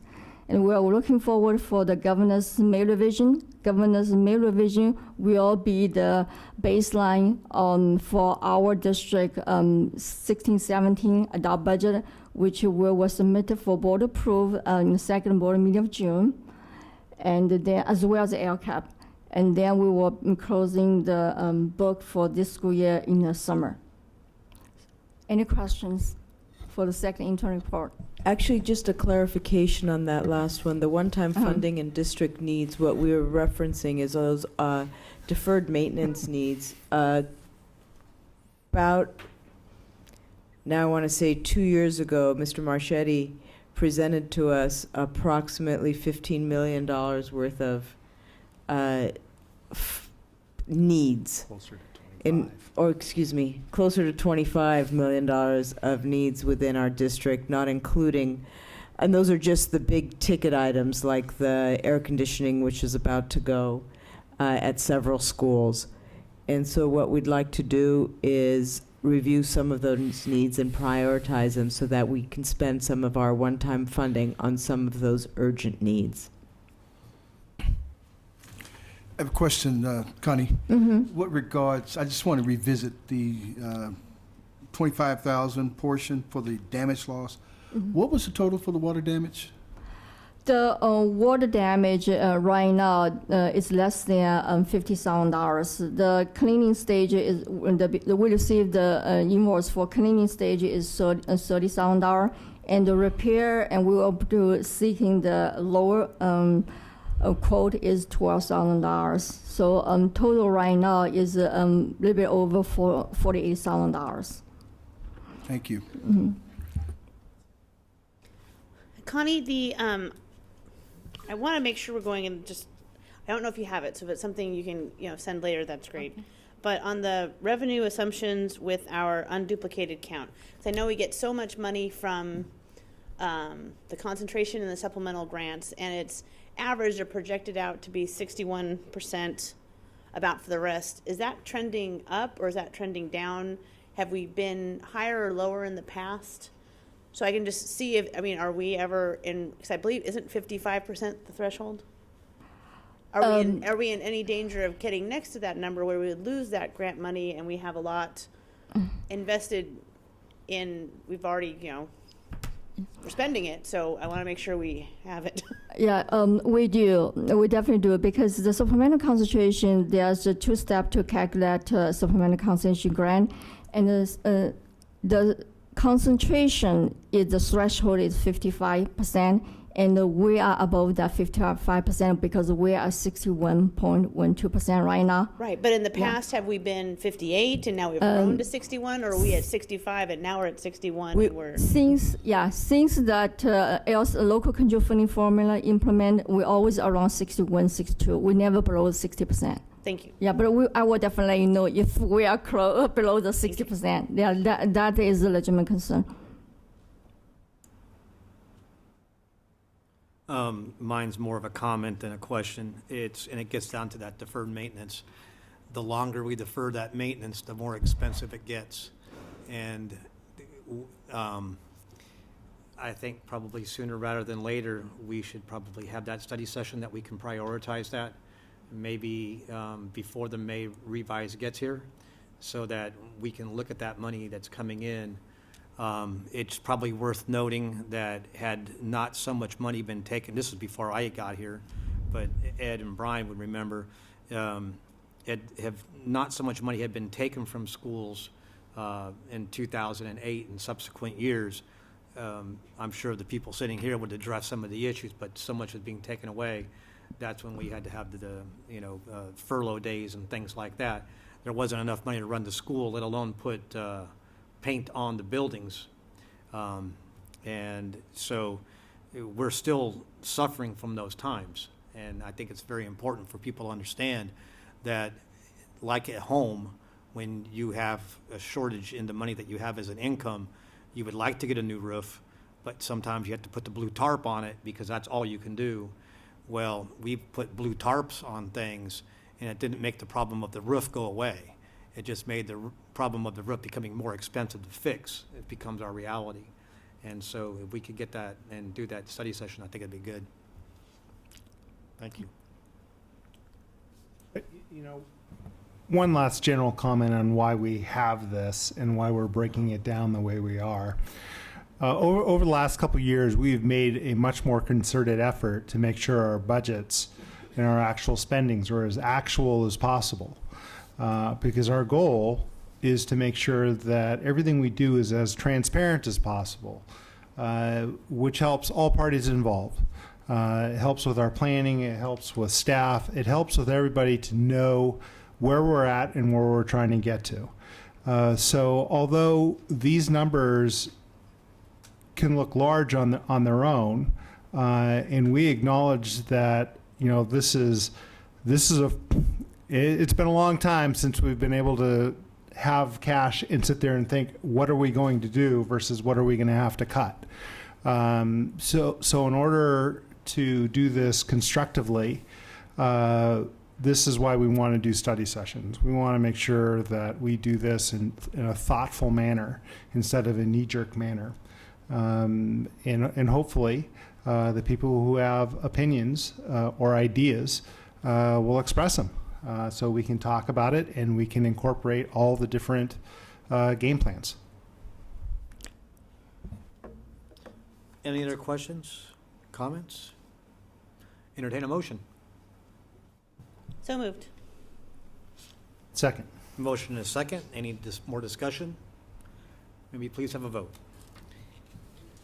Board Member Gilliland, Yes. Board Member Williams, Yes. Board Member Zuko, Yes. Board Member Wong, Yes. Board President Hammond. Yes. Motion carries 5-0. Up next, Mr. Jackson will give us a staff report on the creation of a new position. Yes, Board President Hammond. It is recommended that the board create a classified position in technology under the supervision of the director to be responsible for the district's data reporting, work with the district's information systems, state and county data systems, and a variety of software applications, collect and report school and student information for the purposes of meeting state and federal mandates. And I think we are all aware of the increased data points that we're being required to actually monitor with the new accountability systems coming into play. This position will be an 8-hour, 12-month position funded primarily from supplemental and concentration grants, with some derived from the general fund. Any questions, Darvin? So what I heard you say, Dr. Jackson, was that this position is primarily for upward reporting kind of data that we have to collect. Yes. Will this position also help us with our data that we use internally for assessment, student assessment? Yes. Okay. Entertain a motion. So moved. Second. Motion is second. Any further discussion? May we have a roll call vote? Board Member Zuko? Yes. Board Member Gilliland? Yes. Board Member Wong? Yes. Board Member Williams? Yes. Board President Hammond? Yes. Motion carries 5-0. 9.1, pending board issues. Dr. Tarosian.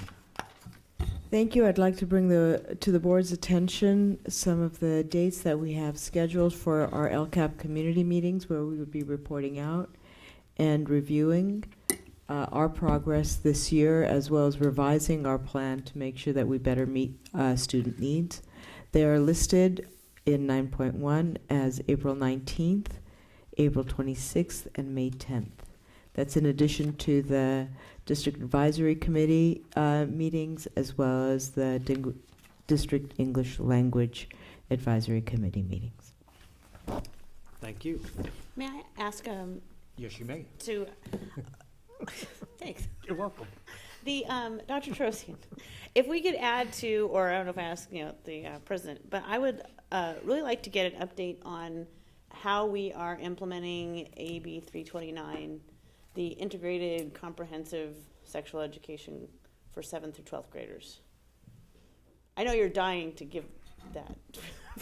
We actually have been working on that. And I know you have. I would just really like to see kind of what we have planned, because some of it I know we already have in place, but I was just curious how we're addressing it. Thank you. Thank you. Item 9.2. Who's Kathy? You? Yes. Okay. Dr. Tarosian. Plans are absolutely been reviewed for our interdistrict transfer permits, And we've made some revisions since the last presentation, and so we did not use this as a consent item, but rather should review it. And I'm going to invite Mr. Paz and Ms. Minami Lin to review those changes for us.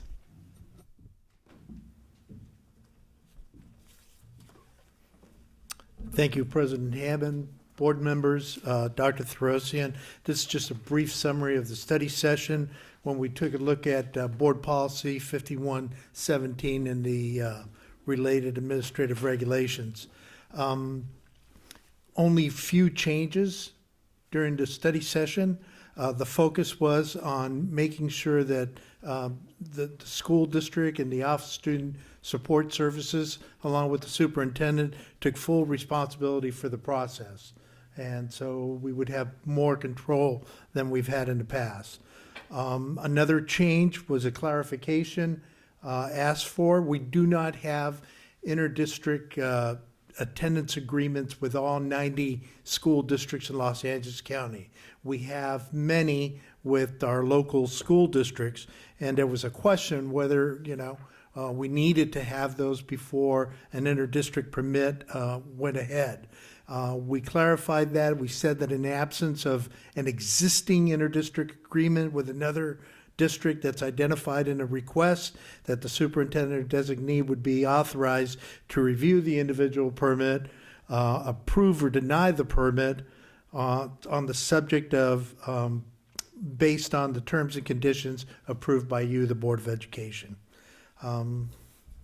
In terms of the appeal process, we wanted to make sure that we promoted communications and that the appeal process would be on an individual basis and provide the Board of Education with a good picture of who's entering our district and who's exiting our district.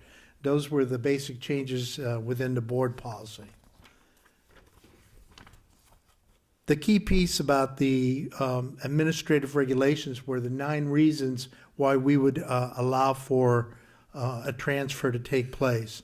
And we clarified in the bullying segment that was newly added to 46,600. Our perspective is that we're going to exhaust our resources to make sure that we provide students with safe and comparable learning environments.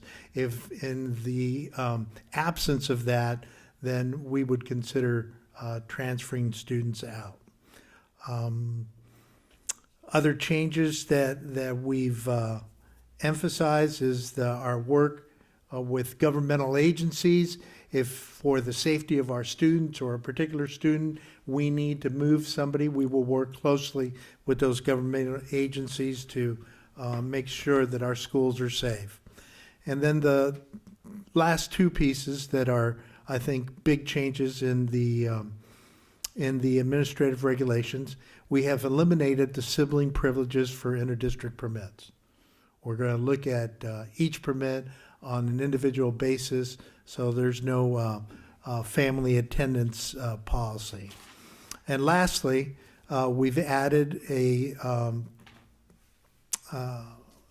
reason where we're looking at the valid interests of a particular educational program that we or another school district may not have a comparable program to offer.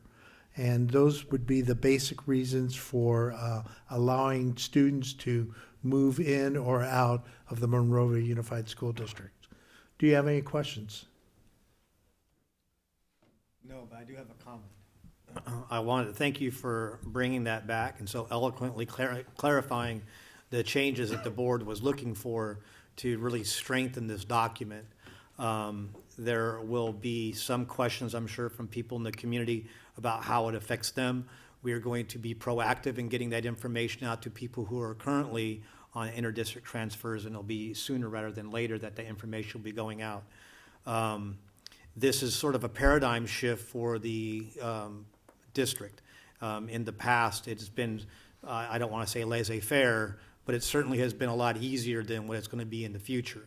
And the reason is it's not money. The reason is that our classrooms are the beneficiary of having the community in that classroom. And to deprive that classroom of a person in this community deprives not only the student who is leaving, but the rest of the students who are behind. And so I think that they learn best when they learn from those that are around them. And if we don't offer a program, and that's crucially important to a parent, then of course we should exhaust all possibilities to make sure that that student's needs are met. But I also think we should exhaust all needs, all that we can, all of our resources, to make sure that every student who is left in that classroom's needs are met too, and that is up to and including making sure that the folks who are supposed to be there are there. And we're a better community for the people being in our classrooms than we are people not being in our classrooms. So thank you. Appreciate it. Thank you. With that, I will entertain a motion. Yeah, so moved. Second. Motion and a second. May we please have a vote? Board Member Williams? Yes. Board Member Wong? Yes. Board Member Gilliland? Yes. Board Member Zuko? Yes. Board President Hammond? Yes. Motion carries 5-0. Up next is Monrovia Day. Dr. Terosian. Thank you, President Hammond, members of the board. The subcommittees are well underway, looking forward to Monrovia Day's parade and showcasing all that Monrovia schools have to offer. This really is a great opportunity for us to highlight our wonderful programs at every one of our schools and the great amount of talent that we have throughout our district within our student body, as well as the opportunities provided to them with our expert staff. So this will really be a great opportunity to highlight Monrovia Unified, the schools, the people, and the programs. We did 9.4. Up next is old business. Any old business that we need to attend to? Our next regularly scheduled meeting will be here in these chambers on March the 23rd, in April on April the 20th, and on May the 11th. Some dates to remember: that March 18th are K through 12 progress reports. April 1st is Cesar Chavez Day. And Alex, can you tell the story about Cesar Chavez, please, when you were growing up? I think this is a compelling story. I love this. Sure, I'd love to. If you want to know how come Alex is the way she is, you'll know why after this story. Growing up, we didn't have a lot of money, and my Aunt Kim and my Tia Juanita were organizers for Cesar Chavez. And we spent many summers up in La Paz in Keene, California, which is just north of Bakersfield. So my sister and I would just hang out with the other field workers' children, and we would get to, it was more of a kibbutz style of living. So you all slept in the same dormitory, you all ate in the same cafeteria, and Cesar Chavez was just the calmest, sweetest man. He wasn't a tall, very big person, but he came into a room and you just knew he was in the room with you. And he was I knew him until I was about 12. He passed away probably when I started high school, and he was I was very happy to be able to take my aunts back to La Paz about 2 years ago on an assembly trip, and we got to visit with Helen Chavez, Cesar's widow, and many of the same people that were there when I went there. There was no longer the armed guards. There used to be armed guards at all the stations as you entered, because the ranchers hated the farm workers and they would regularly shoot them. So it was, and I'm thinking, my mom sent me there. I don't understand. There was like people with AK-47s, and I'm like walking, But it was an amazing place to be able to spend part of your childhood. So. I love that story. Thanks, Alex. Anyway, we'll be celebrating, along with the rest of California, Cesar Chavez Day on April the 1st. April 1 through 8 is our spring break, and April 11th is all staffs in service, and April the 14th is the Monrovia Council PTA Founders Day. April 21st will be our chamber mixer, held right here in our own chambers, and there's a host of open houses that are still yet to come. And thank you for the schools for doing such a wonderful job on those who have already held theirs and those who will be holding it soon to come. And if there's no more business before this body, we will stand adjourned at 9:18.